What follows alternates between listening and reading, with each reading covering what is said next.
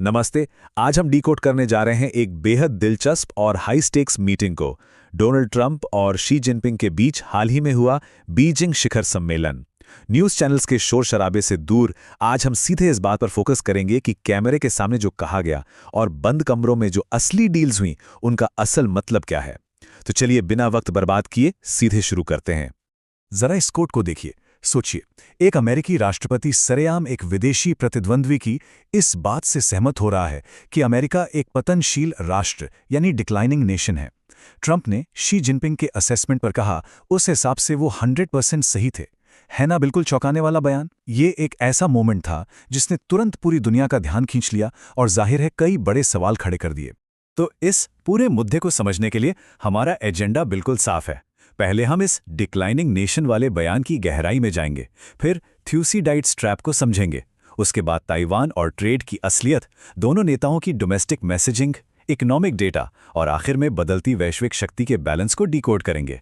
चलिए पहले सेक्शन से शुरुआत करते हैं और इस डिक्लाइनिंग नेशन वाले वायरल बयान के पीछे की असल कहानी को समझते हैं।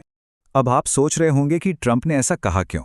दरअसल उन्होंने डिक्लाइन शब्द को बहुत ही चतुराई से अपने फायदे के लिए फ्रेम किया। ट्रंप का कहना था कि वो इस बात से इसलिए सहमत हैं क्योंकि उनका निशाना बाइडेन प्रशासन के 4 साल थे।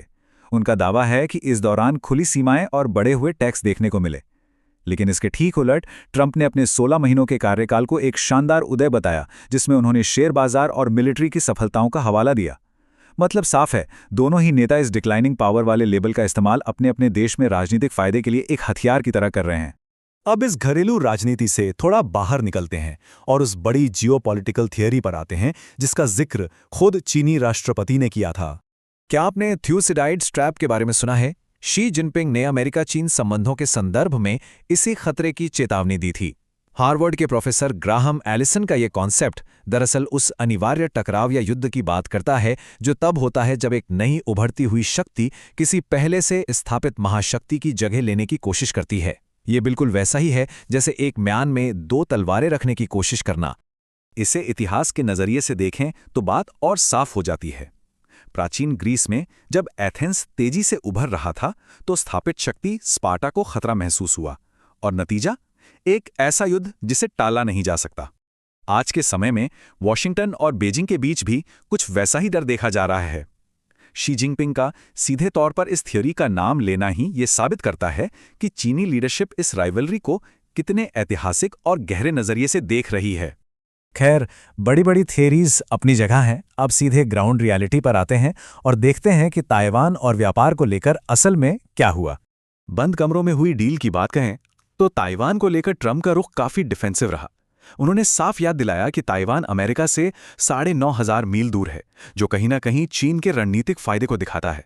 और ट्रेड में क्या हुआ? अमेरिका ने एनवीडिया को अपने एडवांस्ड H200 चिप्स चीन को बेचने की इजाजत दी थी। ये टेक वॉर में एक बहुत बड़ी रियायत है। बदले में चीन ने बोइंग से सिर्फ 200 जेट्स का ऑर्डर दिया, जो उम्मीद से काफी कम था। इसके अलावा रेयर अर्थ मिनरल्स या राजनीतिक कैदी जिमी लाई की रिहाई पर कोई बात आगे नहीं बढ़ी। ताइवान से ये दूरी और चिप्स पर यह ढील दोनों मिलकर अमेरिका और चीन के मौजूदा पावर बैलेंस को साफ तौर पर बदल रहे हैं।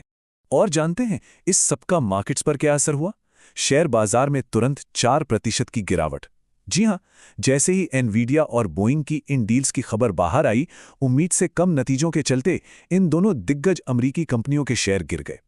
ये हमें दिखाता है कि कैसे इंटरनेशनल डिप्लोमेसी सिर्फ राजनेताओं तक सीमित नहीं है, बल्कि ये सीधे शेयर बाजारों और बड़े बड़े बोर्डरूम्स को हिलाकर रख देती है। तो अब सवाल यह है कि इन नतीजों को दोनों नेता अपने अपने देशों की जनता के सामने कैसे पेश कर रहे हैं। अगर आप ध्यान दें तो दोनों की मैसेजिंग स्ट्रैटेजी में जमीन आसमान का फर्क है। शी जिनपिंग इस समिट का इस्तेमाल अपने पूर्व का उदय और पश्चिम का पतन वाले नैरेटिव को सही साबित करने के लिए कर रहे हैं, जिससे चीन में उनके प्रति राष्ट्रवाद की लहर तेज हो रही है। वहीं दूसरी तरफ डोनाल्ड ट्रंप खुद को उस अकेले मजबूत नेता के तौर पर प्रोजेक्ट कर रहे हैं जिसने एक टूटी हुई अर्थव्यवस्था को वापस पटरी पर लाया और मिलिट्री की ताकत लौटाई।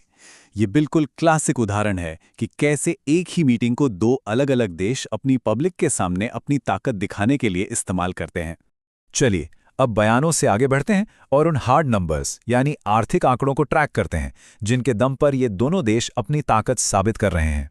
अगर हम इन आंकड़ों को आमने सामने रखकर देखें तो पूरी तस्वीर साफ हो जाती है। ट्रंप प्रशासन अमेरिका की वापसी को साबित करने के लिए रिकॉर्ड छूते शेयर बाजारों, इतिहास के सबसे बेहतरीन जॉब मार्केट और $18 ट्रिलियन के भारी भरकम विदेशी निवेश का हवाला दे रहा है।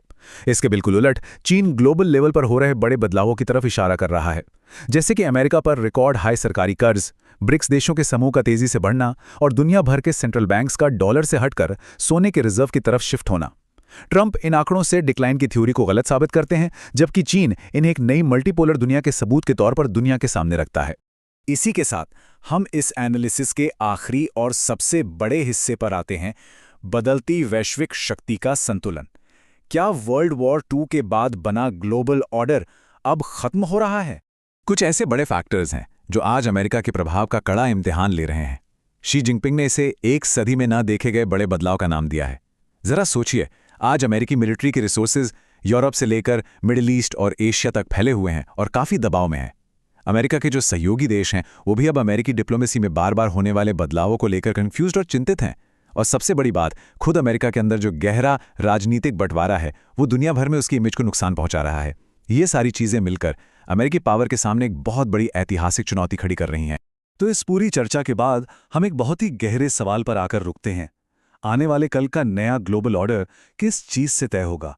क्या ये सैन्य ताकत से डिसाइड होगा या फिर इकोनॉमिक रेजिलियंस यानी आर्थिक मजबूती से? इस बीजिंग समिट ने हमें एक बात तो साफ दिखा दी है कि राजनीतिक बयानों के पीछे असल में एक बहुत ही कॉम्प्लेक्स आर्थिक और कूटनीतिक जंग चल रही है, और इसका नतीजा ही आने वाले कई दशकों की जियोपॉलिटिक्स का रास्ता तय करेगा। आपको क्या लगता है? आज के इस एनालिसिस में बस इतना ही।